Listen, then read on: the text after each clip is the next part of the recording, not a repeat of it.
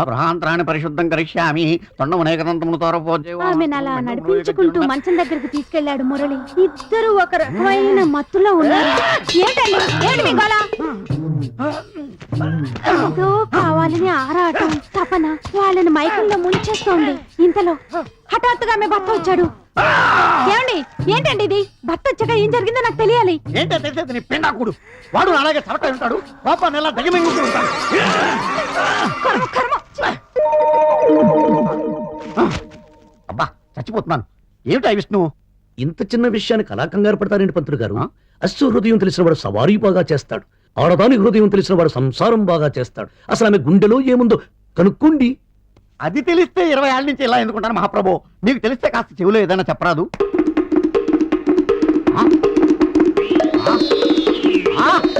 చచ్చిపుడు విష్ణు, ఇంకా చూడు నా ప్రతాపం చూపిస్తా. ముదాజహార శక్ర ప్రవిద్వాన్. సేపు నీకోసం ఎదురు చూడను రా. ఏంటి ఇంకా ఆలోచిస్తున్నావు? వచ్చి నన్ను హత్తుకుపో. నీకోసం నా మనసు తనువు తహతహలాడుతున్నాయి.